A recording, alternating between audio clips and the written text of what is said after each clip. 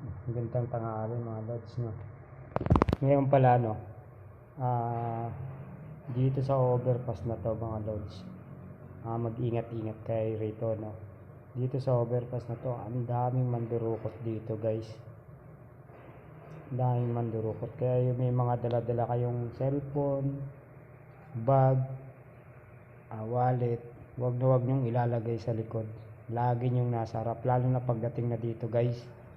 Dito parte sa may taas na to, kasi umaga hanggang hapon, maghapon, napakarami ng tao rito, siksikan dito, guys.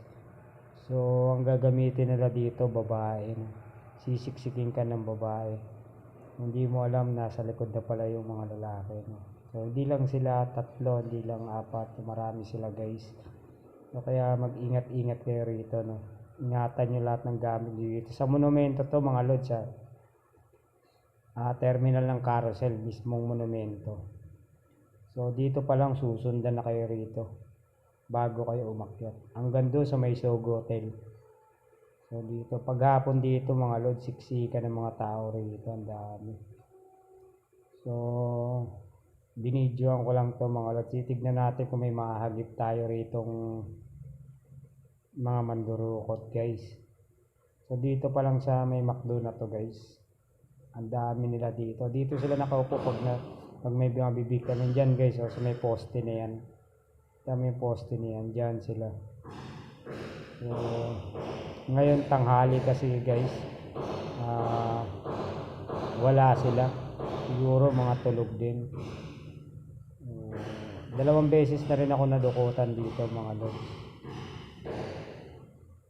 Dalawang beses na rin. Yung una hindi naubos kasi natapon yung mga gamit ko sa bag, kasi binuksan nila yung bag ko. So natapon yung ibang dala-dala natin.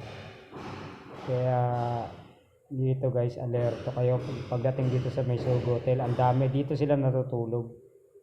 Diyan sila natutulog. So ang dami nila dito, guys. Dito mas lalo na dito sikip. So dito, guys, may mahagip tayo rito pala. Ito, may mahagip tayo dito. Tatlo to sila, guys. May mahagip tayo dito. So kumakaway pa sa camera natin, no. So tandaan mo mga ito, guys. So isa, yan. Lalo na to, guys, oh. Yan, oh. Lalo na yun, guys. Mukhang demonyo na yun. Marap pa sa kakala mo kung sino, no. Kala mo laki ng katawan niya, masarap dagukan. Mga ganun tao. Mga dapat nang pinuputulan na nasungay, mga bata pa, no. Pag pinatulan mo, puro iyak naman, puro nagmamakaawa. Pero hanggat hindi na ulit tuloy-tuloy. Ito pa isa, guys, oh. Yan, oh. Hanggat hindi na uli, tuloy-tuloy sila nang gawa ng masama. Pag nahuli mo, saka silang magmamakaawa ng magmamakaawa. Pero dapat yung mga ganyan, binibigyan ng mga leksyon yan sila. So sa mga kapulisan natin na malapit dyan sa monumento, naka-duty, no. So dapat hindi lang kayo sa isang lugar. Dapat dyan kung nasan yung maraming tao, doon dapat kayo. So para hindi na yan ang hirap naman makaka-perwisyo ng mga tao yan. So hanggat pwede, maaga pa kung itataboy nyo sila.